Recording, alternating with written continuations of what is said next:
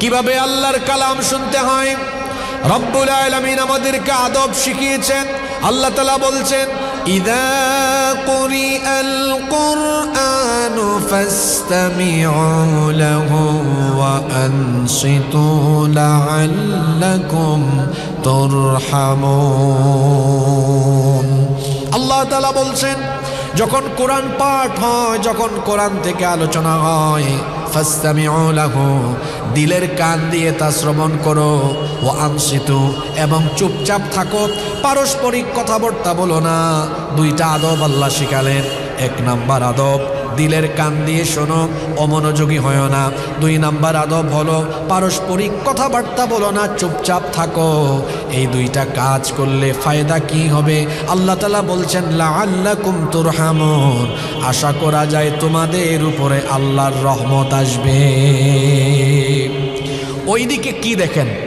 আমার বাপ দাদার সম্পদ দেখেন।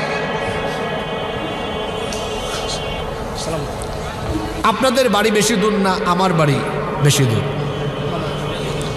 আমি আমার পরিবার, আমার ব্যক্তিগত পারিবারিক সকল ধ্যান জ্ঞান চিন্তা ভাবনা থেকে মোবাইল ফোন বন্ধ করে যদি আমি এখানে কনসেন্ট্রেট হতে পারি, তা আপনি এদিক ওদিক কি দেখেন?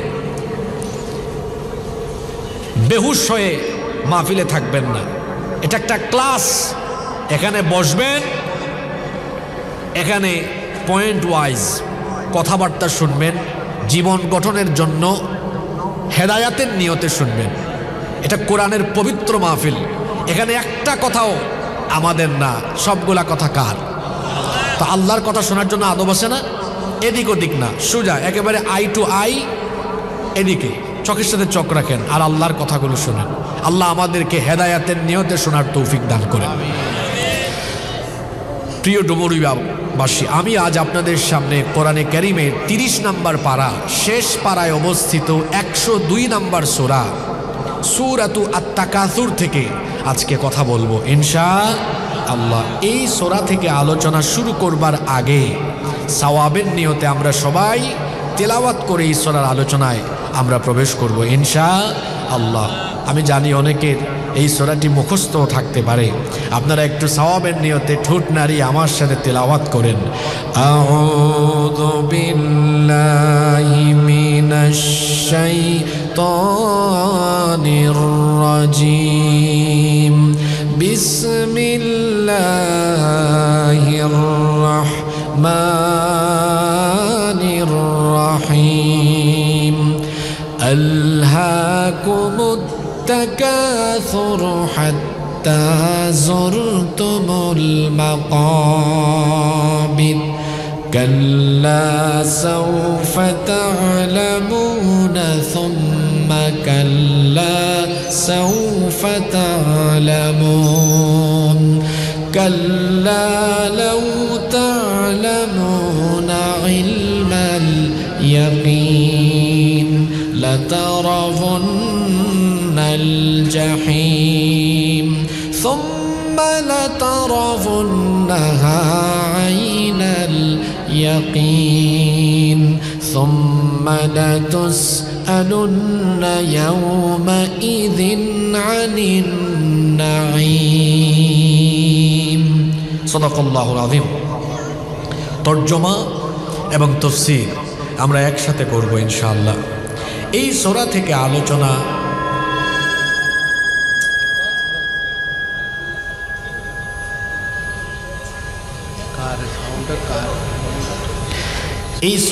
আলোচনা শুরু করার আগে আমরা এই সূরার প্রাথমিক কিছু তথ্য, প্রাইমারি ইনফরমেশন আমরা জানবো ইনশাআল্লাহ। এই সূরার নাম হলো সূরাতুত তাকাসুর। সবাই শুনে থাকলে, বুঝে থাকলে পুরুষোচিত কণ্ঠে সবাই জবাব দেন তো, এই সূরার নাম হলো সূরাতুত তাকাসুর। একদম ঠিক আছে, আর হাত দিবা না। এই সূরার নাম হলো সূরাতুত তাকাসুর। সবাই একবার বলেন না সূরা, সবাই বলেন তাকাসুর। তাকাসুর এই শব্দটা হচ্ছে আরবি, এর মূল শব্দ হলো কাসরাত। এর তিনটা অর্থ আছে। প্রথম অর্থ হলো প্রাচুর্য লাভের চেষ্টা করা, দ্বিতীয় অর্থ হলো প্রাচুর্য লাভের প্রতিযোগিতা করা, তৃতীয় অর্থ হলো প্রাচুর্য লাভের পরে তা নিয়ে গৌরব করা। এই সূরাটি কোরআনে কারীমের শেষ পারা অর্থাৎ 30 নম্বর পারায় অবস্থিত। সূরাটা মক্কায় নাজিল হয়েছে, এজন্য সূরাটিকে বলা হয় সূরাতুম মাক্কিয়া। এই সূরার আয়াত সংখ্যা হলো 8। সূরার আয়াত সংখ্যা কত? 8। তাহলে সূরার প্রাথমিক তথ্য আমরা জানলাম। সূরার নাম হলো সূরাতুল। আজকের মাহফিল কি কবরস্থানে হয় না জিন্দাস্থানে হয়? জোরে বলেন তো একটু। আমার বাড়ি হচ্ছে সিলেটে। হযরত শাহজালাল রহমতুল্লাহ আলাইহি এর রুহানি সন্তান। আমাদের পূর্বপুরুষরাও ছিলেন বীর পুরুষ, সাহসী, যেটা বলি সোজা সাপটা বলি, উঁচা গলায় বলি। এজন্য দুর্বল মুসলমান আমরা দেখতে পারি না। আমার পূর্বপুরুষরা তো দুর্বল ছিলেন না। দুর্বল ছিলেন না বলেই তো হযরত শাহজালাল মুজাদ্দিদ ইয়ামেনী 360 জন আউলিয়া নিয়ে সিলেটে ঢুকে গৌর গোবিন্দকে সিলেট থেকে উৎখাত করে দিয়েছেন। তা আপনারাও তো পীর আউলিয়ার এলাকার মানুষ। এই খুলনার বাগেরহাটে এসেছেন হযরত খান জাহান আলী রহমতুল্লাহি আলাইহি। তা আওয়াজের দশা দেখে মনে হচ্ছে এক একজন মহিলার থেকে অবস্থা আরো খারাপ। হ্যাঁ, 500 কিলোমিটার জার্নি করে আসলাম আমি, আর ক্লান্ত হলেন আপনি। বিষয়টা তো বড় আশ্চর্যজনক। সূরার নাম হলো মহিলার মতো না, পুরুষ মানুষের মতো বলেন। মহিলারা বাড়ি থেকে লজ্জা পাচ্ছে যে কি আওয়াজের দশা। মাইক ভালো আছে, আপনাদের অবস্থা ভালো না। সূরার নাম হলো সূরা। সবাই বলেন, আবার বলেন। এটা কত নাম্বার পারায়? এই সূরার সিরিয়াল নাম্বার কত? 108, 102, 100 কত? নাজিল হয়েছে মক্কায়। সবাই বলেন, নাজিল হয়েছে। আয়াত সংখ্যা 8। কোরআনে কারীমের যে কোনো সূরা বা আয়াতের তাফসীর বুঝতে হলে সেই সূরা বা আয়াত নাজিলের পেছনে যে হিস্ট্রি, ব্যাকগ্রাউন্ড আছে সেটা জানতে হয়, যেটাকে আরবিতে বলা হয় সাবাবুন নুজুল বা শানে নুজুল। এই সূরা নাজিলের পেছনেও চমৎকার একটা ঘটনা আছে। এই সূরা নাজিলের পেছনে সেই চমৎকার ঘটনাটা কি? আল্লাহর রাসূলের সাহাবীদের 2 দল, এক দল আর এক দলের সাথে নিজেদের গৌরব গাথা বর্ণনা করে করে বাদানুবাদে লিপ্ত হয়েছেন। এক দল আর এক দলকে বলেন যে আমাদের বংশে অমুক টাকাওয়ালা, পয়সাওয়ালা, সম্পদশালী ব্যক্তি আছেন। এটা শুনে অন্য দল বলল আমাদের বংশে অমুক নামি দামি নেতা আছেন। এই রকম করে এক দল আরেক দলের সাথে তাদের নিজেদের গৌরব গাথা বর্ণনা করে বাদানুবাদে লিপ্ত হয়ে গেল। বাদানুবাদ করতে করতে, তর্ক করতে করতে এক পর্যায়ে তারা কবরস্থানে পৌঁছালো। কবরস্থানে গিয়ে তাদের পূর্বপুরুষ যারা দুনিয়া থেকে চলে গিয়েছে তাদের কবরের পাশেও তারা তাদের পূর্বপুরুষদের গৌরব গাথা বর্ণনা করে এক দল আরেক দলের সাথে বাদানুবাদে লিপ্ত হয়েছে।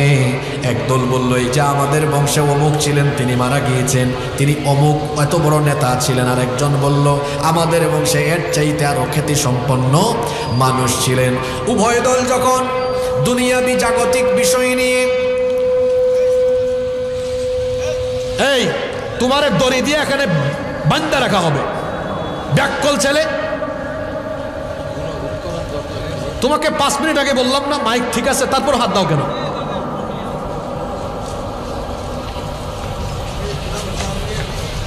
আচ্ছা আপনারা বলেন তো, তাকে একটু আগে বলছে না মাইক ঠিক আছে, তারপর হাত দেয় কেন? এখন শোনা যাচ্ছে তো, এখন ভালো শোনা যাচ্ছে, এখন অডিয়েন্সও শুনতে পাচ্ছে।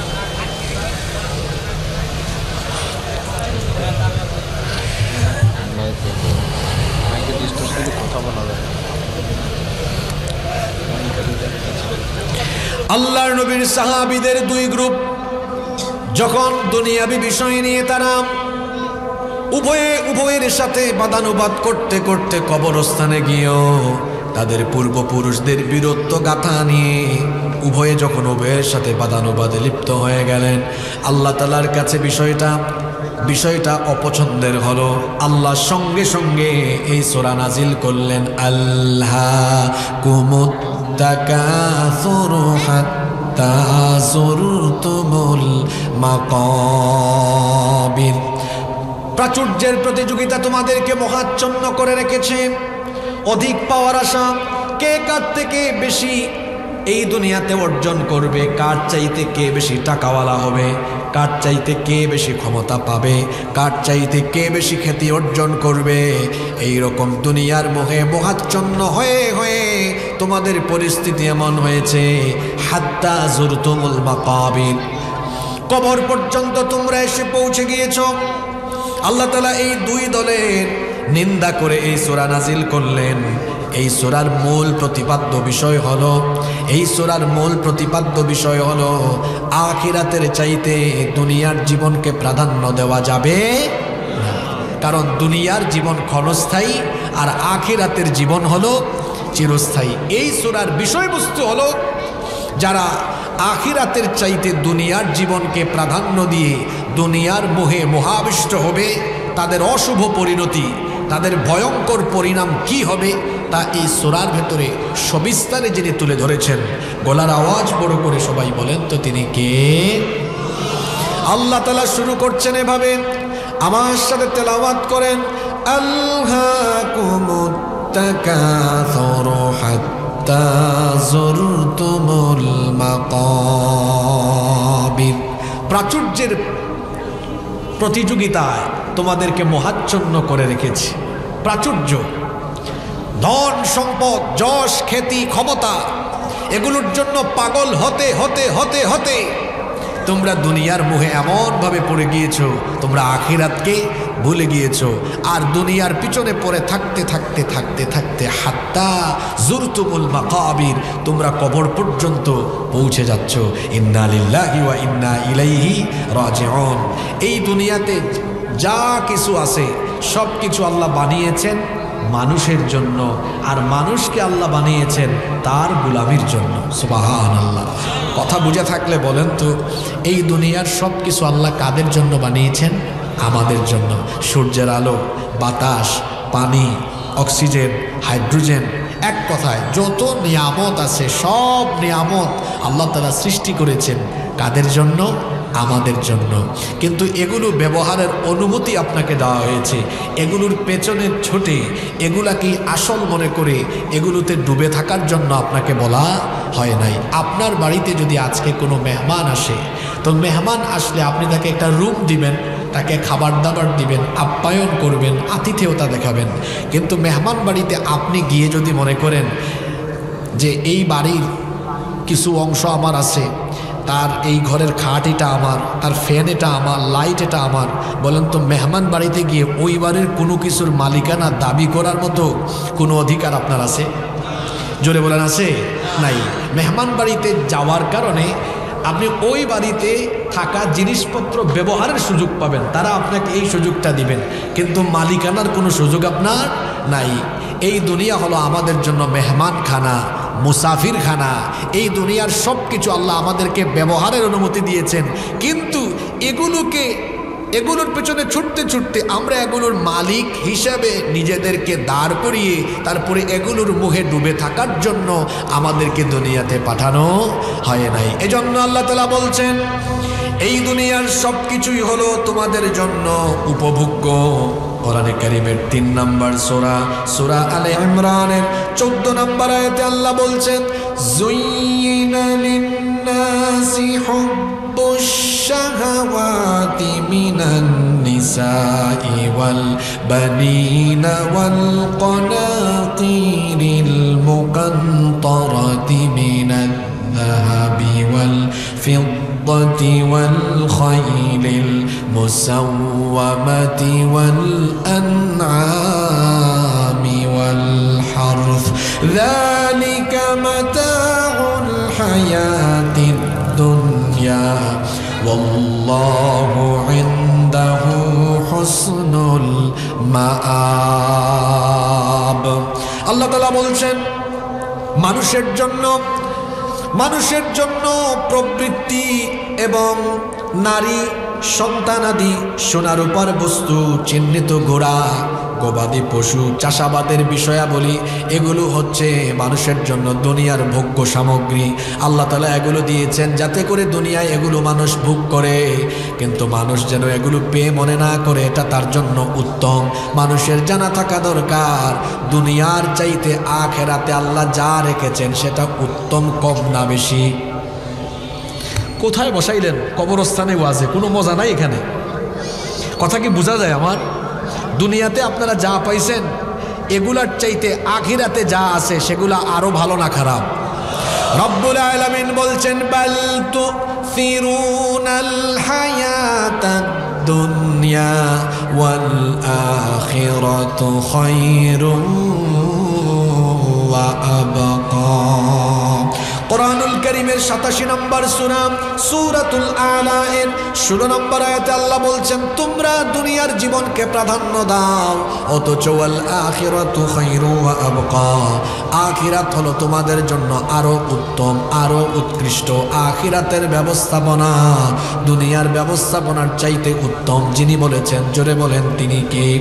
আল্লাহ। আশ্চর্যের ব্যাপার হলো এই মানুষ দুনিয়াতে যা পেয়েছে সেটার উপরে তারা এমনভাবে মশগুল হয়েছে, আখিরাতকে তারা বেমালুম ভুলে গিয়েছে। অথচ আখিরাতের তুলনায় এই দুনিয়ায় যা কিছু আছে সেগুলো এতটাই তুচ্ছ, এতটাই নগণ্য। কোরআনে কারীমের 29 নম্বর সূরা সূরাতুল আনকাবুতের 64 নম্বর আয়াতে আল্লাহ বলছেন ওয়ামা হাদিহিল হায়াতুদ দুনিয়া ইল্লা লাহু ওয়া লাইবুন ওয়া ইন্নাদ দারাল আখিরাতা লাহিয়াল হায়াওয়ানু লাউ কানু ইয়ালামুন। আল্লাহ তাআলা বলছেন এই দুনিয়ার জীবন তোমাদের জন্য খেল তামাশা ছাড়া আর কিছুই নয়। নিশ্চয়ই আখিরাতের আবাস হলো তোমাদের জন্য অধিকতর উত্তম। যদি তোমরা সেটা জানতে, যদি সেটা বুঝতে, তোমাদের জন্য সেটাই কল্যাণকর হতো। সময়ের দিক বিবেচনায় আখিরাতের তুলনায় দুনিয়ার জীবন কতটা তুচ্ছ, দুনিয়ার জীবন কত নগণ্য শুনে। এই দুনিয়াতে আমরা এসেছি, কতকাল থাকবো কেউ আমরা জানি না। আগামীকাল কেউ যদি বিদেশে যায়, লন্ডন আমেরিকায় যায়, বিমানে টিকিট কাটলে পরে টিকিটের মধ্যে লেখা থাকে কখন তার ফ্লাইট, বিকাল 3টার সময় ফ্লাইট লেখা থাকে। একজন লন্ডনগামী যাত্রী সে তার ফ্লাইটের সময় জানে, সে জানে আগামীকাল বিকেল 3টায় তার ফ্লাইট। দুনিয়াতে আমরা যারা আছি আমরা হলাম পরকাল যাত্রী। ডুমুরিয়ার লন্ডন যাত্রী ব্যক্তি তার লন্ডনের ফ্লাইটের সময় জানে, কিন্তু আশ্চর্যের ব্যাপার হলো পৃথিবীতে থাকা 800 কোটি পরকাল যাত্রী মানুষ, একজন মানুষও তার পরকালের যাত্রার সময় জানে না। এখানে এমন কে আছেন যে জানেন কোন তারিখের কয়টার সময় মারা যাবেন? কেউ জানি আমরা? যে দুনিয়ায় মশগুল হয়ে রইলাম আমরা, আখিরাতের তুলনায় এই দুনিয়া সময়ের দৃষ্টিকোণ থেকে কত নগণ্য। আল্লাহ তাআলা কোরআনে কারীমে কত সুন্দর করে আমাদেরকে বুঝায় দিলেন। কোরআনে কারীমের 9 নম্বর সূরা সূরাতুত তাওবা এর 38 নম্বর আয়াতে আল্লাহ বলছেন আরাদিতুম বিল হায়াতিদ দুনিয়া মিনাল আখিরাতি ফামা মাতাউল হায়াতিদ দুনিয়া ফিল আখিরাতি ইল্লা কালিল। আল্লাহ তাআলা বলছেন তাহলে কি তোমরা দুনিয়ার জীবন পেয়ে সন্তুষ্ট হয়ে গেলেন, অথচ দুনিয়ার চাইতে আখিরাতের দুনিয়ার চাইতে আখিরাতের জীবন হলো বড়। আখিরাতের তুলনায় দুনিয়ার জীবনটা হচ্ছে খুবই তুচ্ছ, কলিল, একেবারে নগণ্য। সময়ের দৃষ্টিকোণ থেকে সেটা কত নগণ্য। দুনিয়ার সফর শেষ করে একদিন যখন আমরা দুনিয়া ছেড়ে চলে যাব, অতঃপর যখন কবর থেকে আমাদেরকে হাসরের ময়দানে একদিন উঠানো হবে, একদিন আমাকে আপনাকে হাসরের ময়দানে উঠানো হবে, এ ব্যাপারে আমাদের মনের মধ্যে কি কোনো সন্দেহ আছে নাকি? আসতে বলবেন না, জোরে বলেন সন্দেহ আছে নাকি? এই যে 20, 30, 40, 50, 60, 70, 80 বছরের জীবন, আখিরাতের তুলনায় এটা কত তুচ্ছ, কত কম মনে হবে। শোনেন, আমরা যখন হাসরের ময়দানে দাঁড়াবো, আল্লাহর নবী বলেছেন বিচারের দিনটা এত লম্বা হবে, 50 আলফা সানাতিম মিম্মা তাউদ্দুন, শুধুমাত্র বিচারের দিনটা 50,000 বছর লম্বা হয়ে যাবে। আপনার 80-90 বছরের জীবনের চাইতে শুধু বিচারের দিনটা হলো 50,000 বছর লম্বা। আল্লাহু আকবার। এজন্য আল্লাহ বলছেন ওয়ায়াউমা ইয়াহশুরুহুম কাআল্লাম ইয়ালবাসু ইল্লা সাআতাম মিনান নাহারি ইয়াতাআরাফুনা বাইনাহুম قد خسر الذين كذبوا بلقاء الله وما كانوا مهتدين। রব্বুল আলামিন কোরআনুল কারীমের 10 নম্বর সূরা ইউনূসের 45 নম্বর আয়াতে বলছেন, সেই দিন হাসরের মাঠে যখন তাদেরকে একত্রিত করা হবে, বিচারের দিন যখন তারা দেখবে 50,000 বছর লম্বা, বিচারের দিন শেষ হচ্ছে না, এত হাজার বছর ধরে দাঁড়িয়ে যখন তারা থাকবে, তখন তাদের 20, 30, 50, 60, 70 বছরের জীবন তাদের কাছে মনে হবে আখিরাতের তুলনায়, দুনিয়ার জীবনে যতদিন ছিল আখিরাতের তুলনায় এটা 1 ঘন্টার চাইতে বেশি কিছু নয়। আল্লাহু আকবার। হাসরের ময়দানে আল্লাহ মানুষকে প্রশ্ন করবেন, ক্বালা কাম লাবিথতুম ফিল আরদি আদাদা সিনিন ক্বালু লাবিথনা ইয়াওমান আও বা'দা ইয়াওমিন ফাসআলিল আদিন। আল্লাহ তাআলা বলছেন তাদেরকে হাসরের মাঠে জিজ্ঞেস করা হবে, কাম লাবিথতুম ফিল আরদ, তোমরা দুনিয়াতে কতদিন ছিলে? শুনতেছেন আপনারা? আল্লাহ বলবেন দুনিয়ায় কতদিন ছিলে? এই যে হাসরের মাঠে দাঁড়িয়ে আছো 50,000 বছর, তখন আমরা কি জবাব দিব? আমরা বলবো লাবিথনা ইয়াওমান আও বা'দা ইয়াওম, মনে হচ্ছে দুনিয়ায় আমরা একদিন বা আধা দিনের মতো হয়তো ছিলাম। আল্লাহু আকবার। আখিরাতের তুলনায় দুনিয়ার জীবন সময়ের পরিমাপগত দিক থেকে নগণ্য। আবার আপনি যদি আয়তনের দিক থেকে, আপনি যদি আবার পরিমাণের দিক থেকে এটাকে পরিমাপ করেন যে আখিরাতের তুলনায় দুনিয়াটা কেমন, আল্লাহর নবী কি বলেছেন শোনেন। আল্লাহর নবী বলেছেন, ওয়াল্লাহি, আল্লাহর কসম, মাদ দুনিয়া ফিল আখিরাতি ইল্লা মিসলু মা ইয়াজআলু আহাদুকুম ইসবাহু হাদি ওয়া আশারা ইয়াহইয়া বিস-সাব্বাবা।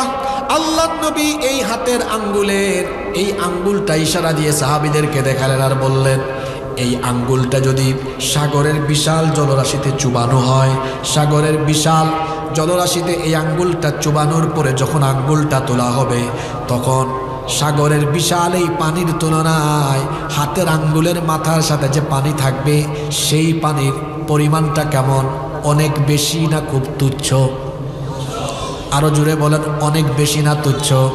আল্লাহর নবী বলেছেন মহাসাগরের বিশাল পানির তুলনায় হাতের আঙ্গুলের মাথার সাথে লেগে থাকা অল্প পানি যেমন তুচ্ছ, ঠিক তেমনি আখিরাতের তুলনায় দুনিয়া হলো তার চাইতে আরো তুচ্ছ, আরো নগণ্য। মনোযোগ থাকলে এক সূরা থেকেই আজকে জীবন পরিবর্তনের অনেক কথা আপনি পেয়ে যাবেন ইনশাআল্লাহ। এবার আসেন টাকা পয়সার দিক থেকে আখিরাতের তুলনায় এই দুনিয়া কত নগণ্য। টাকার পেছনে আমাদের ছোটাছুটি, টাকা কামাইতে যাই হালালও দেখি না হারামও দেখি না, সমান তালে হারাম পয়সায় হারাম উপার্জন করে দেখা যায় মানুষের সহায় সম্পদ লুটপাট করে তারপরে সম্পদের পাহাড় গড়ে। এমন ডাকাত আমাদের সমাজে আছে না নাই? আল্লাহর নবী বলেছেন অর্থ সম্পদের দিক থেকে আখিরাতের তুলনায় এই দুনিয়ার জীবন কত নগণ্য। এই হাদিসটা মুসলিম শরীফে বর্ণিত হয়েছে। হাদিসের বর্ণনাকারী সাহাবী হচ্ছেন জাবির ইবনে আব্দুল্লাহ রাদিয়াল্লাহু আনহুমা। তিনি বলছেন আন্না রাসূলুল্লাহ সাল্লাল্লাহু আলাইহি ওয়াসাল্লাম মাররা বিস-সুকি দাখিলাম মিন বাদিল আলিয়া। আল্লাহর নবী বলেছেন, আল্লাহর নবী একদিন আলিয়া অঞ্চল থেকে মদিনায় ঢোকার পথ ধরে হেঁটে আসতেছেন, একটা বাজার দিয়ে তিনি অতিক্রম করছেন। ওয়ান্নাসু কানাফাতাহু, আল্লাহর নবীর চতুর্দিকে অনেক লোকজন ছিল। ফামাররা বিজাদিন আসাক্কা মাইয়িতিন ফাতানাওয়ালুহু ফাআখাযা বিউদুনি। আল্লাহর নবী বাজার দিয়ে অতিক্রম করছেন। এমন সময় আল্লাহর নবী একটা ক্ষুদ্র কান বিশিষ্ট মরা বকরির বাচ্চার পাশ দিয়ে তিনি যাচ্ছেন। ভালো করে শোনেন, ক্ষুদ্র কান বিশিষ্ট, কানটা একটু ছোট কাটা, ক্ষুদ্র কান বিশিষ্ট মরা একটা বকরির বাচ্চার পাশ দিয়ে নবীজি যাচ্ছেন। আল্লাহর নবী মৃত ওই বকরির বাচ্চার ক্ষুদ্র কান ধরলেন, ধরে এটা উঁচু করলেন। তারপরে সাহাবীদেরকে বললেন, আইয়ুকুম ইউহিব্বু আন্না হাযা লাহু বিদিরহাম। আমার সাহাবীরা এমন কে আছো যে এই ক্ষুদ্র কান বিশিষ্ট মরা বকরির বাচ্চাকে মাত্র 1 দিরহাম দিয়ে ক্রয় করবে? আমি যদি আপনাদেরকে বলি এই এলাকায় একটা মরা গরু পড়ে আছে, 1 টাকা দিয়ে কেউ এটা কিনবেন নাকি? আরো জোরে বলেন, কিনবেন নাকি? আল্লাহর নবী সাহাবীদেরকে বলতেছেন, একটা ক্ষুদ্র কান বিশিষ্ট মৃত বকরির বাচ্চা, এই যে দেখো সাহাবীরা, তোমরা কি এটা 1 দিরহাম দিয়ে কিনবা নাকি? ফাকালু, সাহাবীরা তখন বললেন, মা নুহিব্বু আন্নাহু লানা বিশাইইন ওয়া মা নাসনাউ বিহি। ওগো আল্লাহর নবী, কেন আমরা 1 দিরহাম খরচ করে এই মৃত বকরির বাচ্চাটা কিনবো?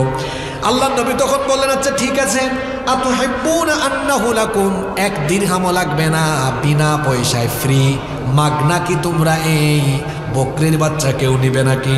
সাহাবীরা তখন বললেন, আচ্ছা আমি যদি আপনাদেরকে বলি এখানে যদি মরা গরু থাকে, এটা কি বিনা পয়সায় এই গরু কেউ নিবেন নাকি? আল্লাহর রাসূল সাহাবীদেরকে বললেন, বিনা পয়সায় এই মরা বকরির বাচ্চা কেউ নিবে নাকি? সাহাবীরা তখন বলল, ওয়াল্লাহি, আল্লাহর কসম, লাউ কানা হাইয়ান, যদি এটা মৃত না হয়ে জীবিত হতো, কানা আইবান ফি, আমরা এটা নিতাম না, কারণ এটার মধ্যে দোষ আছে, কান একটু ছোট, লি আন্নাহু আসাক ফাকাইফা ওয়া হুয়া মাইয়িত। ওগো আল্লাহর নবী, জীবিত থাকলেই তো আমরা এটা টাকা দিয়ে কিনতাম না, তো এখন মরে গেছে, এটা কোন দুঃখে আমরা কিনবো? আল্লাহর নবী বললেন, তোমাদেরকে কেনার জন্য আমি কথাটা বলি নাই, আমি তোমাদেরকে একটা জিনিস বোঝানোর জন্য প্রশ্নটা করেছি। নবীজি সাহাবীদেরকে তখন বললেন, ফাওয়াল্লাহি লাদ-দুনিয়া আহওয়ানু আলাল্লাহি মিন হাদা আলাইকুম। আমার সাহাবীরা, তোমরা যেমন ক্ষুদ্র কান বিশিষ্ট মরা একটা বকরির বাচ্চাকে 1 দিরহামও না, একেবারে বিনা পয়সায়ও কিনতে চাইলে না, শোনো, তোমাদের কাছে যেভাবে একটা মরা বকরির বাচ্চা অতি তুচ্ছ, অতি নগণ্য, ঠিক তেমনি ভাবে আমার আল্লাহর কাছে আখিরাতের তুলনায় এই দুনিয়া হলো আরো তুচ্ছ, আরো নগণ্য। এবার আসেন আয়তনের দিক থেকে আখিরাতের তুলনায় দুনিয়ার জীবন কত নগণ্য। আল্লাহর নবী বলেছেন, মাউদিউ সাউতিন ফিল জান্নাতি খায়রুম মিনাদ দুনিয়া ওয়া মা ফিহা। আল্লাহর নবী বলেছেন, জান্নাতের 1 চাবুক পরিমাণ জায়গা দুনিয়া এবং দুনিয়াতে যা আছে সব কিছুর তুলনায় জান্নাতের 1 চাবুক পরিমাণ জায়গা আরো উত্তম। সুবহানাল্লাহ পড়বেন না আপনারা? এরপরে আসেন, আল্লাহ তাআলা কোরআনে কারিমেও বলেছেন, সব দৃষ্টিকোণ থেকেই আখিরাতের তুলনায় এই দুনিয়া হলো নগণ্য। অথচ এই দুনিয়ার মোহে পড়ে, দুনিয়ার প্রাচুর্য, বৈষয়িক উপাদানের পিছনে পড়ে মানুষ আখিরাতকে বেমালুম ভুলে গিয়েছে। এজন্য আল্লাহ বলছেন, আল্লাহকুমুত তাকাসুরু হাত্তা যুরতুমুল মাকাবির। প্রাচুর্যের প্রতিযোগিতা তোমাদেরকে মহাচ্ছন্ন করে রেখেছে। তোমাদের পরিস্থিতি হলো এমন, তোমাদের কাছে যা আছে, যত পায় তত আরো চায়, যত পায় তত আরো চায়। কারো যদি এই ভান্ডারপাড়ায় একটা বাড়ি থাকে, মন ভরে না। যদি ডুমুরিয়া উপজেলা পরিষদে একটা বাড়ি হইতো, ডুমুরিয়া উপজেলা পরিষদে বাড়ি হওয়ার পর আর মন ভরে না। যদি খুলনা শহরে হইতো, খুলনা শহরে যখন হইল, কয় এখন যদি ঢাকায় হইতো, ঢাকায় হওয়ার পরও মন ভরে না। কয় এখন যদি বিদেশে সেকেন্ড হোম হিসাবে, বেগমপাড়ায়, কানাডার বেগমপাড়ায়, আমেরিকার নিউ ইয়র্কে বাড়ি হইতো। তার চাহিদার কোনো শেষ নাই, যত পায় তত আরো চায়। একটা সাইকেল আছে, সাইকেল, রাস্তাঘাটে যখন মোটর সাইকেল দেখা, কয় যদি একটা মোটর সাইকেল হইতো, যখন একটা মোটর সাইকেল হয় তার চেয়ে আরও দামি মোটর সাইকেল, যদি সে 180 এরকম কোনো মোটরসাইকেল চালায় তো বলে আহারে যদি একটা পালসার বা ডিসকভার হইতো, পালসার বা ডিসকভার যখন হইল কয় যদি এখন একটা অ্যাফজেট হইতো। এভাবে দেখা যায় মানুষের অবস্থা হলো এমন, সে যত পায় তত আরও হইছে ইউনিয়ন পরিষদের মেম্বার, কয় আমার নেক্সট টার্গেট চেয়ারম্যান হওয়া। চেয়ারম্যান হইলে কয় এখন যদি আরও বড় কিছু হওয়া যায়, পৌরসভার কাউন্সিলর, উপজেলার ভাইস চেয়ারম্যান কিংবা উপজেলা পরিষদের চেয়ারম্যান। মানে সে যত পেয়েছে মন ভরে না, আরও পেতে চায়। এজন্য আল্লাহর নবী বলেছেন লাউ কানা লি ইবনি আদম ওয়াদিয়ান মিন মাল, আদম সন্তানকে যদি দুইটা উপত্যকা ভরা সম্পদের পরিমাণ মালিক বানানো হয়, যদি আদম সন্তান দুই উপত্যকাবর্তী সম্পদের মালিক হয়ে যায়, লাবতাগা ওয়াদিয়ান সালিসা, এরপরেও তৃতীয় আরেকটা উপত্যকা ভরা সম্পদের মালিক হতে চাইবে। আল্লাহর নবী বলেছেন ওয়ালা ইয়ামলাউ জাওফা ইবনি আদম ইল্লা তুরাব, আদম সন্তানের পেট 3.5 হাত মাটি ছাড়া আর কিছু দিয়ে ভরবে না। 3.5 হাত মাটি ছাড়া আর কোনো কিছু দিয়ে আদম সন্তানের পেট ভরবে। আপনাদের মনোযোগ আছে না চলে গেছে? দেখেন না, যত পায় তত আরো চায়। আহারে, খ্যাতির পেছনে ছুটতে ছুটতে, সম্পদের পেছনে ছুটতে ছুটতে, ক্ষমতার পেছনে ছুটতে ছুটতে তার জীবন শেষ হয়ে গিয়েছে, বয়স শেষ। হাত্তা জুরতুমুল মাকাবির, এভাবেই কবর পর্যন্ত পৌঁছে গিয়েছে। কবর তো বহু দূরে, এই দুনিয়ার পেছনে ছুটতে ছুটতে বহু মানুষ এমন আছে দুনিয়াও হারিয়ে ফেলেছে। এরকম আছে কি নাই? জোরে বলে, এরকম আছে না নাই? এই যে আমাদের যত সম্পদ আছে, আপনি দুনিয়ায় যত সম্পদের মালিকই হন না কেন, বলেন তো কোনো সম্পদ নিয়ে আপনি কি কবর পর্যন্ত যেতে পারবেন? কবর পর্যন্ত যাওয়া তো দূরের কথা। আপনারা চোখের সামনে দেখেছেন যারা দুনিয়ার পেছনে ছুটতে ছুটতে হালাল হারাম বাস বিচার করে না, জনগণের সম্পদ চেটে পুটে খেয়ে লুটপাট করে যারা সম্পদের পাহাড় তৈরি করেছে। জুলাই আগস্টে আপনারা দেখেছেন সেই চোরের দল অবৈধ পন্থায় সম্পদ যা অর্জন করেছিল তা ফেলে রেখে জামাতের সাথে দেশ থেকে চোরের মতো পালিয়ে চলে গিয়েছে। কবর তো বহু দূরে, এই দুনিয়াতেই তো তার দুনিয়াবি মোহ এটার ভেতরে পড়ে থাকতে থাকতে সে দুনিয়াতেই লাঞ্ছিত হয়েছে, দুনিয়াতেই লাঞ্ছিত।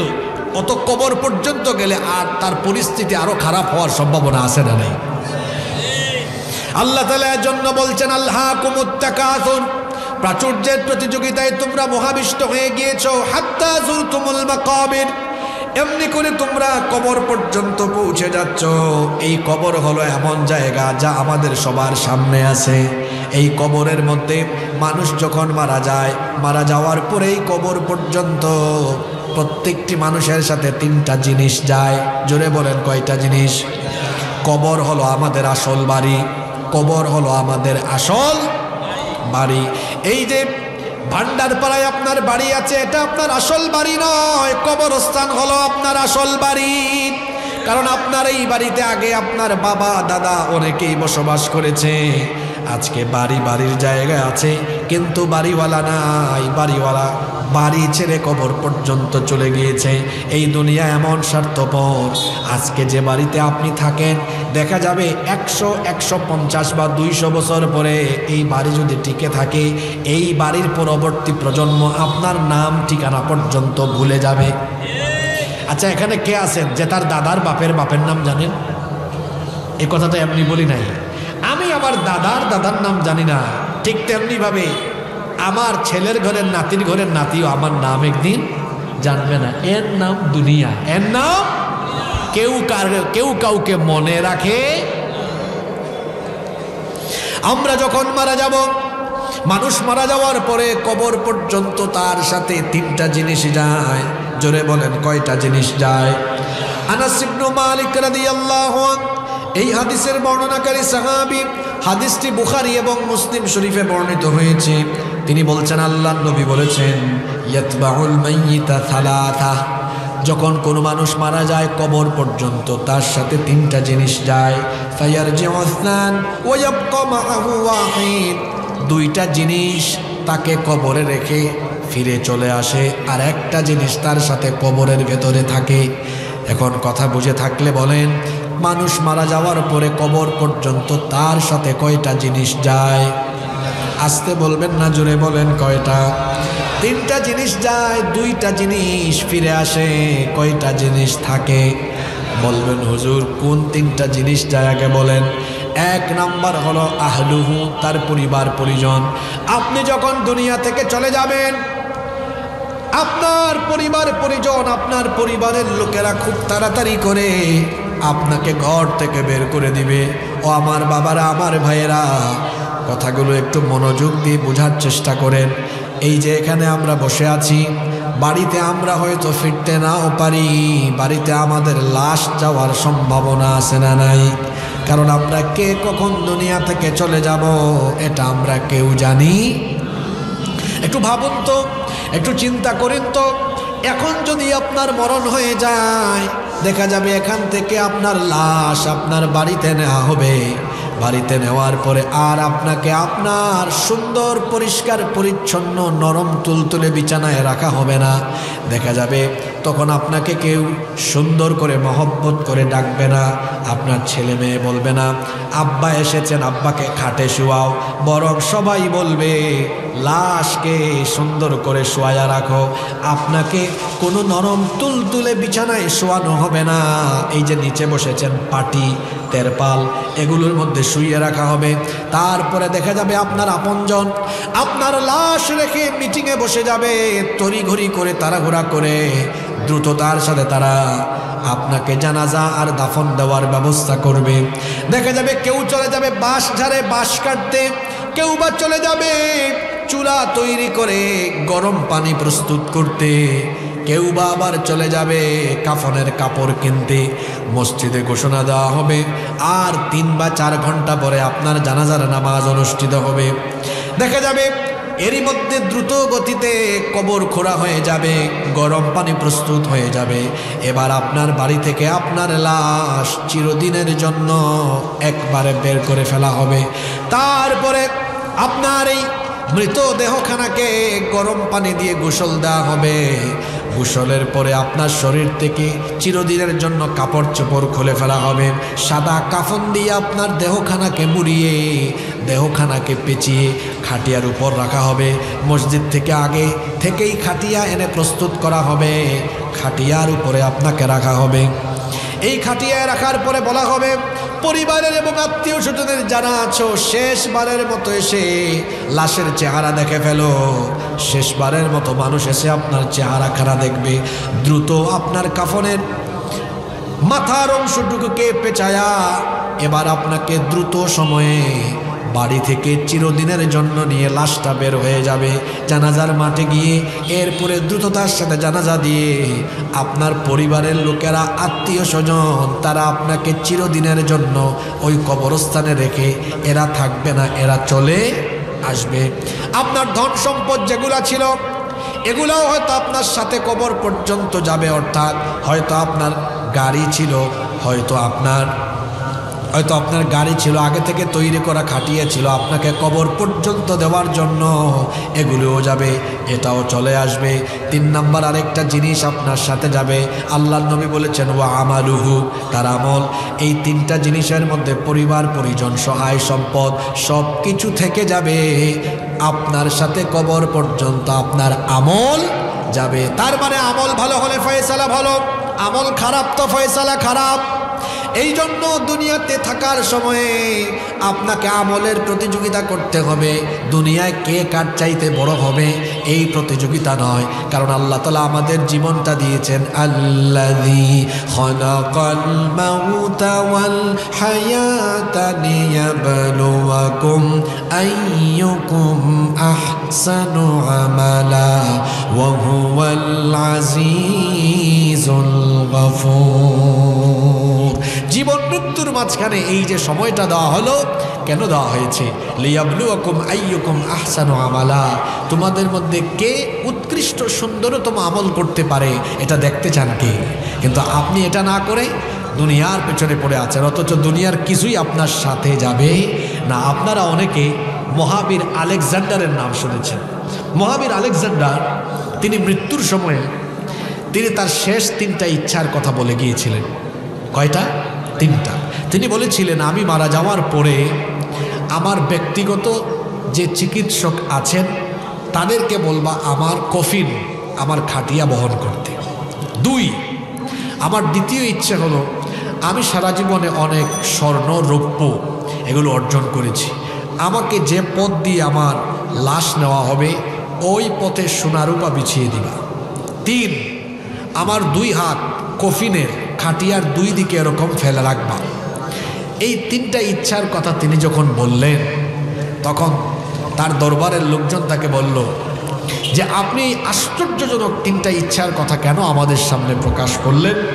তিনি বললেন, শোনো, আমি প্রথম যে ইচ্ছের কথা বলেছি, আমি মারা যাওয়ার পরে আমার লাশ যেন আমার চিকিৎসকরা গ্রহণ করে, এর দ্বারা আমি পৃথিবীর মানুষকে এই শিক্ষা দিয়ে যেতে চাচ্ছি, মানুষ যেন এটা মনে করে আল্লাহর তরফ থেকে বরাদ্দ হওয়া সময় শেষ হয়ে গেলে দুনিয়ার কোনো ডাক্তারও মানুষকে বাঁচাতে পারবে।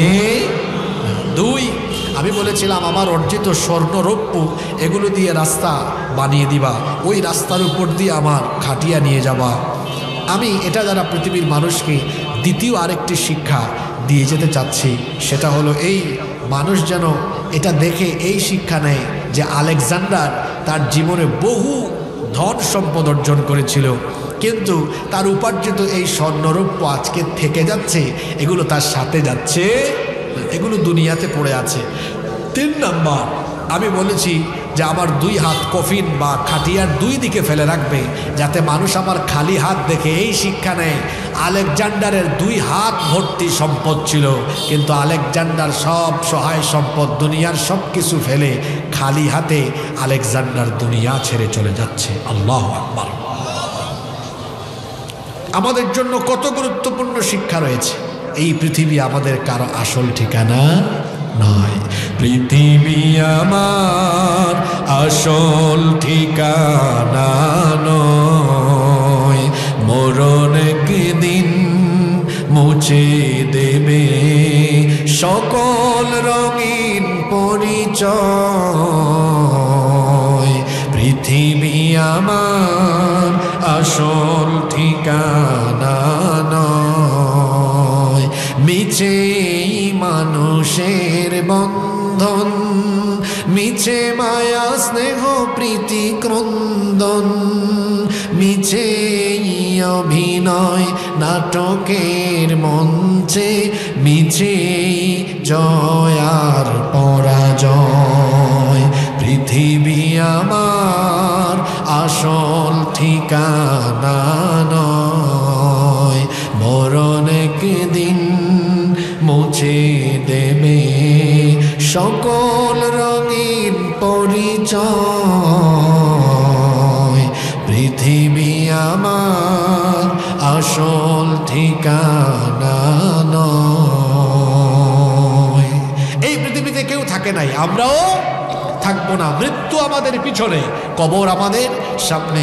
এই দুনিয়ার মোহে আমরা এতই পাগল হয়ে আছি, আহারে বয়স তো কম হলো না, চলে যাচ্ছে সময়, যে সময় চলে যাচ্ছে তার জীবনে কোনোদিন ফিরে আসবে না। অর্থ সম্পদের, সহায় সম্পদের পাহাড় গড়তে গড়তে জীবন চলে গেল। একটা বাড়ি বানাতে বানাতে আপনার জীবনের 30, 35, 40 বছর সময় চলে যাচ্ছে।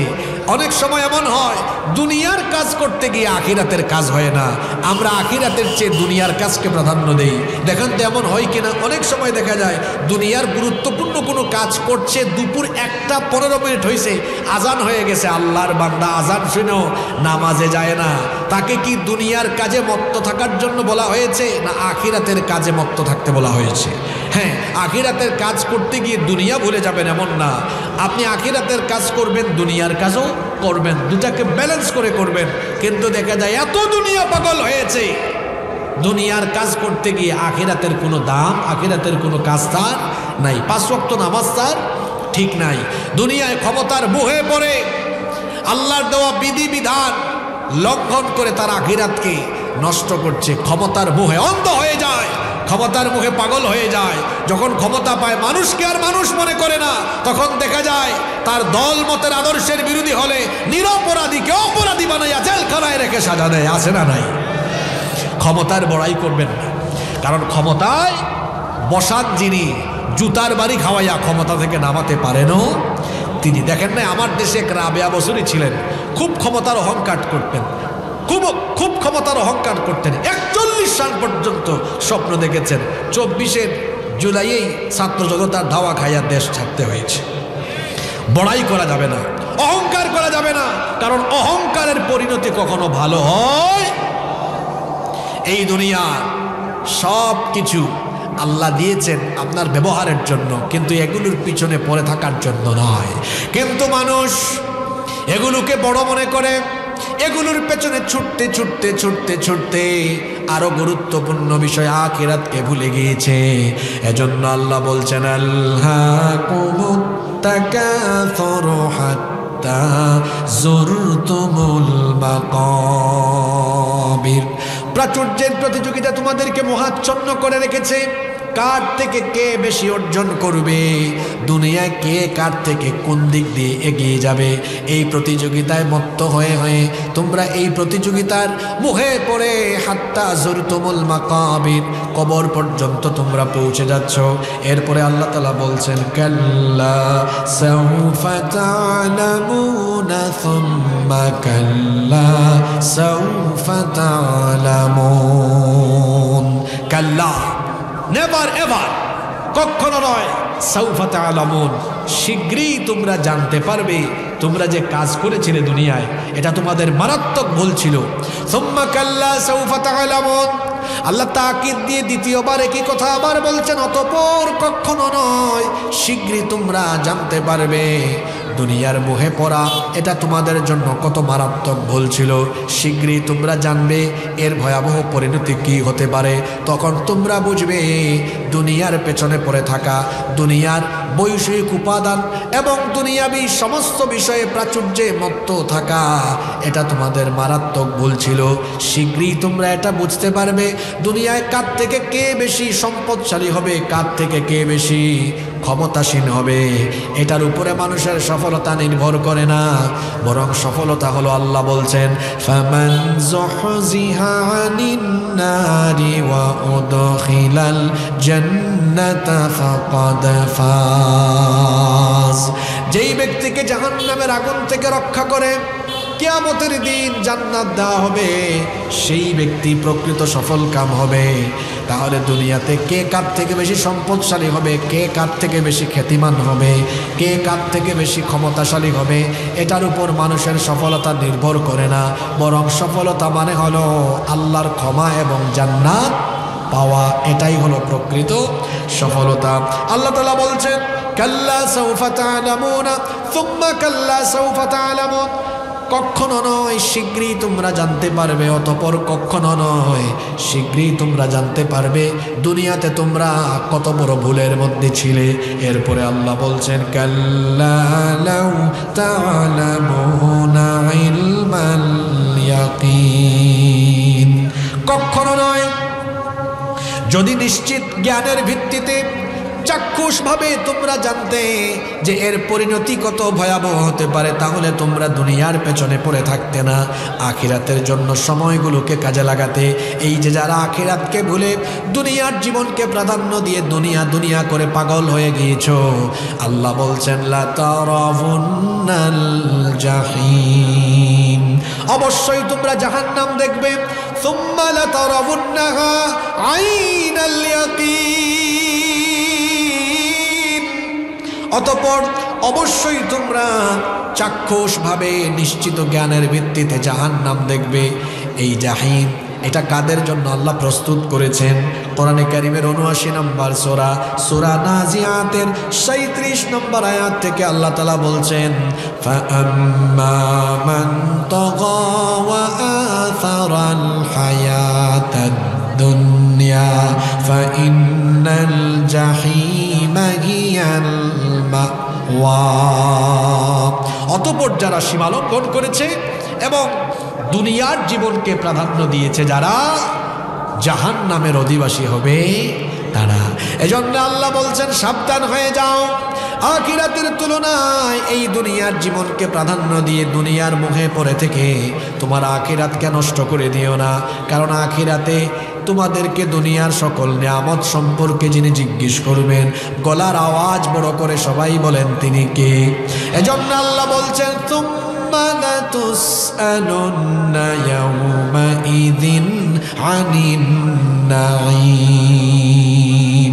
অতঃপর তোমাদেরকে প্রত্যেকটি নিয়ামত সম্পর্কে জিজ্ঞেস করা হবে। এই দুনিয়াতে যত নিয়ামত আছে সব নিয়ামত যিনি দিয়েছেন, গলার আওয়াজ বড় করে সবাই বলেন তিনি কে? সেই আল্লাহর নিয়ামতের সংখ্যা কত এটা দুনিয়ার কেউ জানে না। এজন্য আল্লাহ কোরআনে কারীমের 16 নম্বর সূরা সূরাতুন নাহলের 18 নম্বর আয়াতে বললেন, ওয়া ইন তাউদ্দু নি'মাতাল্লাহি লা তুহসুহা ইন্নাল্লাহা লাগাফুরুর রাহিম। আর যদি তোমরা আল্লাহ নিয়ামতের গণনা আরম্ভ করো তো গুনতে গুনতে গুনতে গুনতে তোমাদের গণনা শেষ হবে না। কিয়ামত হবে, গুনতে গুনতে আল্লাহর নিয়ামত শেষ করা যাবে না। সুবহানাল্লাহ পড়বেন না? দুনিয়াতে আল্লাহর এত নিয়ামত ভোগ করছেন, এই নিয়ামতের ব্যাপারে কি আল্লাহ জিজ্ঞেস করবেন না? অবশ্যই জিজ্ঞেস করবেন। এই যে বেঁচে আছেন, আপনি বেঁচে আছেন, জীবিত আছেন, জোরে বলেন তো কার দয়ায় জীবিত আছেন? আরো জোরে বলেন কার দয়ায়? এই যে অক্সিজেন দিচ্ছেন না, অক্সিজেন, অক্সিজেনের নিয়ামত, এই অক্সিজেনের নিয়ামত দিয়েছেন কে? এই যে নিঃশ্বাসটা নিলাম, গ্রহণ করলাম, ছাড়লাম, আমরা প্রতি মিনিটে কতবার নিঃশ্বাস নেই হিসাব করেন? হিসাব তো করেন না। এই যে নিঃশ্বাস গ্রহণের সময় অক্সিজেন গ্রহণ করছি আমরা। আজকের চিকিৎসা বিজ্ঞান বলছে একজন সুস্থ স্বাভাবিক মানুষ প্রতিদিন বেঁচে থাকার জন্য 500 থেকে 600 লিটার অক্সিজেন গ্রহণ করে। আল্লাহু আকবার। আমি যদি 500 লিটারও ধরি, কত লিটার? 500 লিটার। আপনাদের জানা আছে কিনা আমি জানি না। 500 লিটার অক্সিজেনের বর্তমান বাজার মূল্য হলো 5 লক্ষ টাকারও বেশি। আমি যদি 5 লক্ষ টাকাও ধরি, তাহলে প্রতিদিন আপনি বেঁচে থাকার জন্য অক্সিজেন গ্রহণ করেন কত লক্ষ টাকার? শোনা যায়, শোনা যায়, কথাগুলো শোনা যায়। প্রতিদিন অক্সিজেন নেন কত লক্ষ টাকার? 5 লক্ষ টাকার। আপনার পরিবারের সদস্য কি আপনি একা? তাইলে পরিবারের অন্যান্য সদস্যদের জন্য, আপনি সহ সবার জন্য যদি অক্সিজেন ডেইলি কিনা লাগতো, ডুমুরিয়ার মানুষের টাকা আছে কিন্তু আমার বাপদাদের এত পয়সা নাই, আমি 2-3 দিনও আমার পরিবারের সদস্য নিয়ে বাঁচতে পারবো না। তো একদিনে 5 লক্ষ যদি হয়, তাহলে মাসে তো হলো 30 দিন। হ্যাঁ, 30 গুণ 5 লক্ষ সমান হলো 150 লক্ষ, মানে 1.5 কোটি টাকা। এটা কয়জনের? কথা বলেন না কেন, কয়জন? আপনি পরিবারে একা না আরও আছে? অন্যান্য বাদ দেন, নিজের জান বাঁচান, চাচা আপন জান বাঁচা।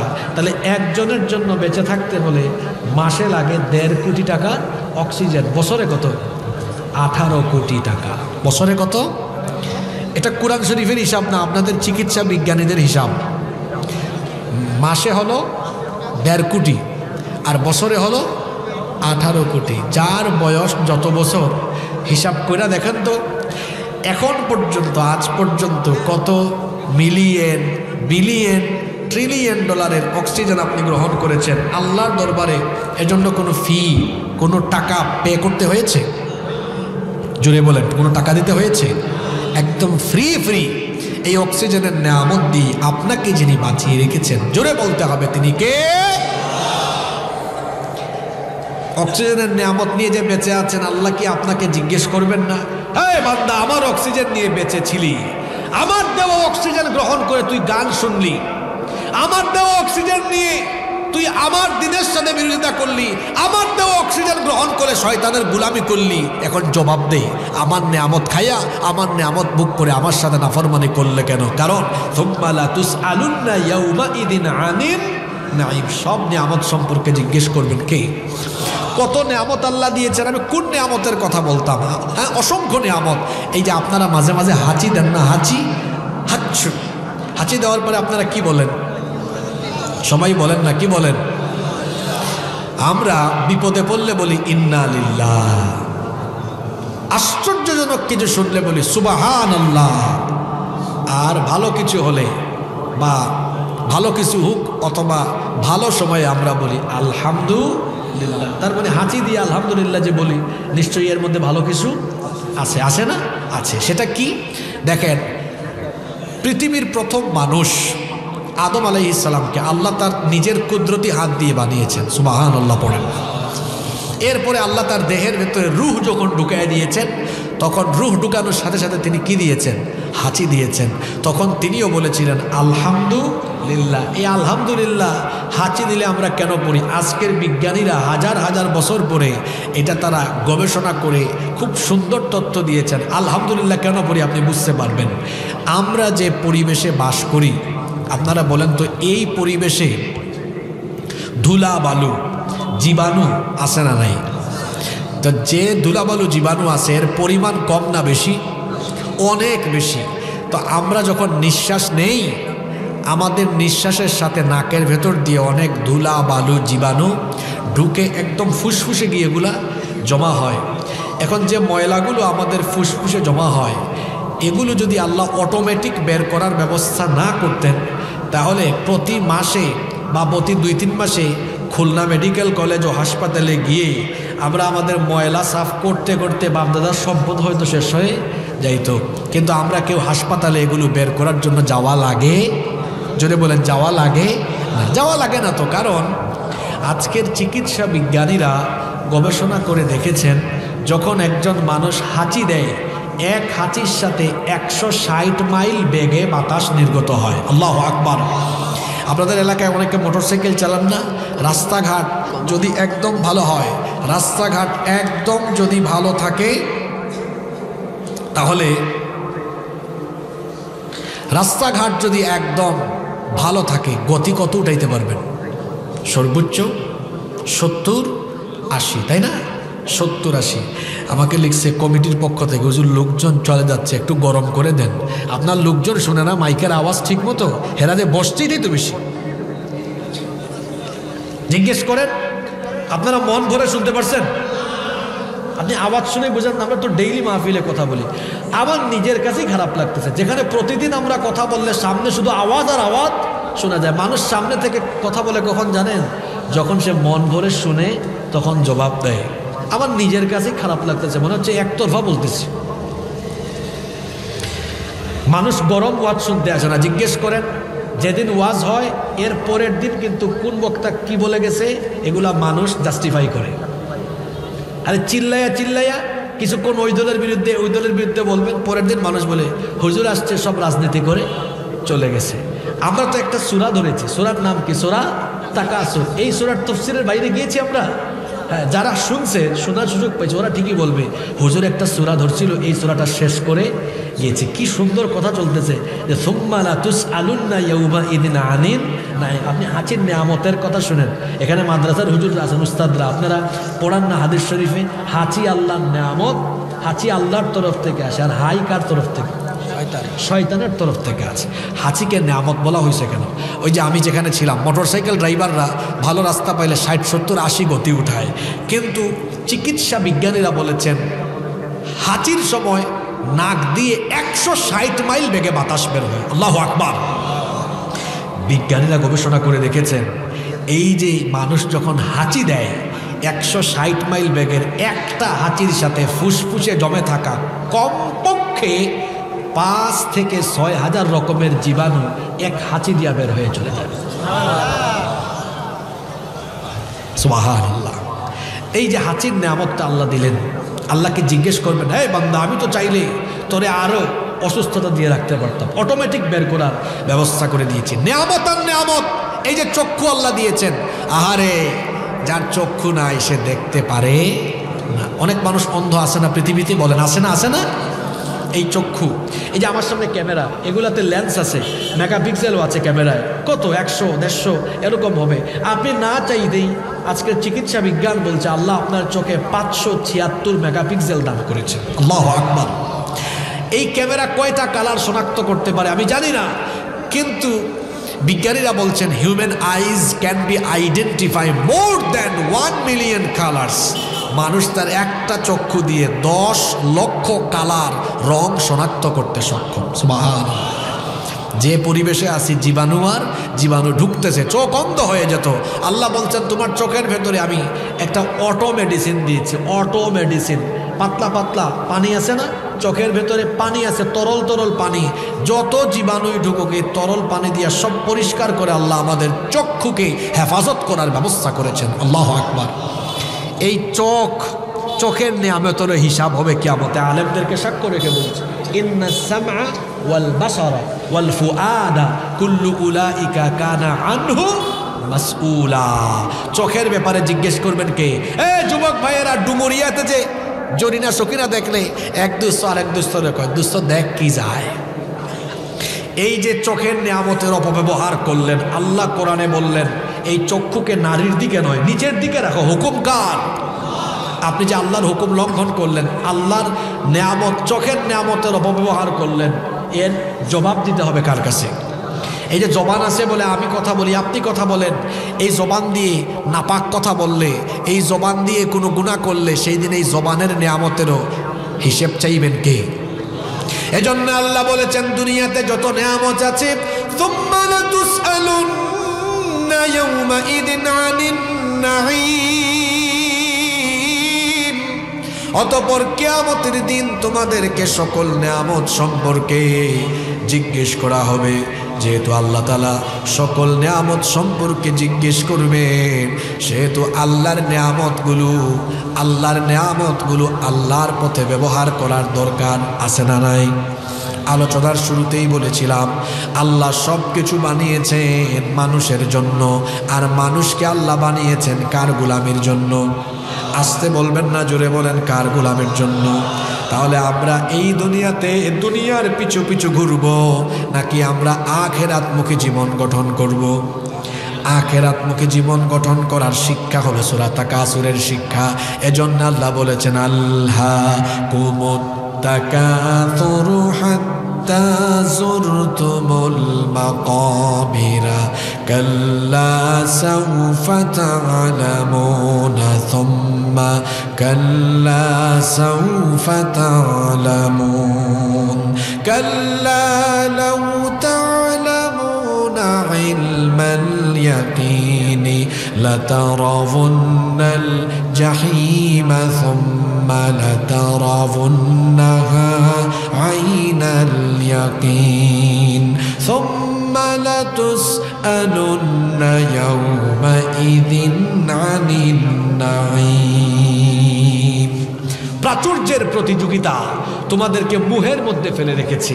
এই মোহে থাকতে থাকতে তোমরা কবর পর্যন্ত পৌঁছে গেলে কাল্লা সাউফা তা'লামুন, কখনো নয়। যদি তোমরা জানতে বুঝতে, সুম্মা কাল্লা সাউফা তা'লামুন, অতঃপর কখনো নয়। যদি তোমরা জানতে বুঝতে এর পরিণাম কত ভয়াবহ হবে, তাহলে তোমরা এভাবে আখিরাতকে ভুলে দুনিয়ার পিছে লেগে থাকতে না। এরপরে আল্লাহ বলছেন, কাল্লা লাউ তা'লামুনা ইলমাল ইয়াকিন, কখনো নয়। যদি চাক্ষুষ জ্ঞানের ভিত্তিতে তোমরা এটা জানতে, এমনটা করতে না। লাতারাউন্নাল জাহিম, শোনো, যারা এভাবে আখিরাতকে ভুলে দুনিয়াবি কাজে ব্যস্ত হয়ে আখিরাতের কাজ করো না। দেখা যায় দুনিয়ার কাজ করতে করতে আখিরাতের কাজ, নামাজটাও ঠিক মতো পড়ে না, এমন মানুষ আছে না নাই? জোরে বলেন, আছে না নাই? নামাজের টাইমে নামাজ নাই, দুনিয়ার কাজে ব্যস্ত। আমরা নামাজে গেলে খুশি হন কে? জোরে বলেন, কে? আর নামাজে না গেলে খুশি হয় কে? ভালোই বলছেন। এখন বলেন তো, আপনারা 5 ওয়াক্ত নামাজের টাইমে শয়তানকে খুশি করবেন না আল্লাহকে খুশি করবেন? যারা বললেন না তারা কি শয়তান থেকে খেলাফত নিছেন নাকি? 5 ওয়াক্ত নামাজে গেলে খুশি হন কে? না গেলে খুশি হয় কে? তাহলে আমরা খুশি করব কাকে? আল্লাহকে খুশি করতে হলে আমরা নামাজ ছাড়বো না আদায় করব? জোরে বলেন, ছাড়বো না আদায় করব? তাহলে আজকের এই মাহফিলে কি আমরা এই ওয়াদাটুকু করতে পারি যে আমরা কোনোদিন আর নামাজ ছাড়বো না? মৃত্যুর আগ পর্যন্ত আমরা 5 ওয়াক্ত নামাজ মসজিদে এসে জামাতের সাথে আদায় করব। কারা কারা রাজি আছেন? 2টা হাত আল্লাহরে দেখান তো। মাশাআল্লাহ, মাশাআল্লাহ। আল্লাহ সবার হাত কবুল করেন, বলেন আমিন। আল্লাহ বলছেন, লাতারাউন্নাল জাহিম, এভাবে যদি তোমরা আখিরাত ভুলে যাও অবশ্যই জাহান্নাম দেখবে। সুম্মা লাতারাউন্নাহা আইনাল ইয়াকিন, ইয়াকিনের ভিত্তিতে চাক্ষুষভাবে তোমরা এই জাহান্নাম দেখবে। আর সেই দিন এমন এক দিন হবে, সুম্মা লা তুসআলুন্না ইয়াউমাইযিন আনিন নাঈম, তোমাদেরকে প্রত্যেকটি নিয়ামতের ব্যাপারে যিনি জিজ্ঞাসিত করবেন, জোরে বলেন তো তিনি কি? তাহলে আমাদেরকে আল্লাহ যে নিয়ামত দিয়েছেন, এই নিয়ামত সম্পর্কে আল্লাহ যেহেতু জিজ্ঞেস করবেন, ওই যে হাদিসে এসেছে 5টা প্রশ্নের জবাব না দিয়ে কেউ এক কদম নড়তে পারবে না। আন উমরিহি ফিমা আফনাহু, আল্লাহ বলবেন তোমার জীবন যে দিলাম, জীবন কোথায় কেমনে কাটিয়েছো বলো। ওয়া আন শাবাবিহি ফিমা আবলাহু, যৌবনকাল কিভাবে কাটিয়েছো। ওয়া মালুহু মিন আইনা কাসাবাহু, ধন সম্পদ কোথার থেকে উপার্জন করেছো। ওয়া ফিমা আনফাকাহু, কোথায় ব্যয় করেছো। ওয়া মাযা আমিলা ফিমা আলিমা, যতটুকু জানতে ততটুকু আমল করতে কিনা। আল্লাহর কাছে জবাবদিহির সম্মুখীন হতে হবে। আসুন আমরা মহান আল্লাহর দরবারে জবাবদিহির সম্মুখীন হওয়ার আগে নিজেদের জীবনকে পরকালমুখী করে গঠন করি। আমরা আল্লাহর গোলামি করি, 5 ওয়াক্তের নামাজ যথাসময়ে জামাতে এসে আদায় করি, আব্বা আম্মার খেদমত করি, নিজেদের বিবির হক, স্ত্রীর হক, সন্তানের হক আদায় করি, প্রতিবেশীর হক আদায় করি, হারাম উপার্জন ছেড়ে দিয়ে হালাল পথে উপার্জন করি, সকল প্রকার অন্যায়, পাপ, জিনা, বেবিচার, অশ্লীলতা, বেহায়াপনা, এক কথায় সকল পাপ থেকে নিজেকে মুক্ত করে আখিরাতমুখী জীবন গঠন করা। এটা হলো সূরা তাকাসুরের শিক্ষা। এই শেষ কথাটা মনে রাখবেন, আমরা এমন এক জায়গায় বাস করি, আমরা কেউ আমাদের ফ্লাইটের সময় জানেন? আচ্ছা, আপনারা এই শেষ কথাটা ভালো করে শুনেন। মনে করেন আপনি আগামীকাল দুবাই যাবেন, দুবাই। তো যশোর এয়ারপোর্ট থেকে সরাসরি ফ্লাইট মনে হয় নাই, আপনি ঢাকায় যাবেন, ওখান থেকে যাবেন। আচ্ছা, তো কালকে যদি কারো ফ্লাইট হয় দুবাই যাবে বিকেলে, আপনারা বলেন তো আজকে সে বসে থাকবে না লাগেজ গুছাইয়া প্রস্তুতি নেবে? জোরে বলেন, প্রস্তুতি নিবে। তাহলে দেখেন আপনারা, আগামীকাল একজন ব্যক্তি দুবাই যাবে, সে আজকে প্রস্তুতি নিয়েছে, সে জানে কালকে যাবে। আমার দুঃখ লাগে কোন জায়গায় জানেন? এই মানুষগুলো কেউ জানে না সে কখন মরবে। দুবাই যাবে, তার ফ্লাইটের টাইম জেনে লাগেজ গুছাইয়া প্রস্তুতি নেয়, আর সে জানেও না 5 সেকেন্ড পরে মরতে পারে, তাও তার আখিরাতের কোনো প্রস্তুতি নাই। ইন্না লিল্লাহি ওয়া ইন্না ইলাইহি। কথা কি বলছি বুঝতে পারছেন? কালকে দুবাই যাবে, বিকাল 3টায় ফ্লাইট জেনে আজকে লাগেজ গুছাইয়া সব প্রস্তুতি নিয়েছে। ও ভাই, আপনি তো আগামী 1 মিনিট পরে মারা যেতে পারেন, আমিও মারা যেতে পারি। প্রশ্ন হলো, দুবাই যাওয়ার আগের রাতে যদি এত প্রস্তুতি থাকে, মরবেন কখন জানেন না? আজকে রাত জীবনের শেষ রাত হতে পারে। নিজের বিবেককে প্রশ্ন করেন তো, আজকেই যদি আল্লাহর কাছে চলে যাই, কি প্রস্তুতি নিয়েছিলাম আমি? এমনকি এশার নামাজ কাজা কইরা অনেক কুতুব এখানে ওয়াজ শুনতে বসছে। কারণ আমার দেশে বহু মানুষ আছে, হেরা নামাজ যেদিকে যায় যাক, ওয়াজ ঠিক রাখে, আসিয়েন না ভাই, এরকম হয় না? হয়। এটা বুঝাতে চাচ্ছি, এই জন্য আমি আপনাদেরকে জাস্ট এটা বুঝাতে চাচ্ছি যে আসলে আমাদের আখিরাতের কোনো প্রস্তুতি নাই। সূরা তাকাসুর আমাদেরকে শিক্ষা দিচ্ছে সব সময় নিজেকে আখিরাতের প্রস্তুতির জন্য নিজেকে গড়ে তোলো, আখিরাতের জন্য নিজেকে প্রস্তুত রাখো। কারণ আমাদের জীবন এমন, এর নাই কোনো ওয়ারেন্টি, নাই কোনো গ্যারেন্টি, কিছুই নাই।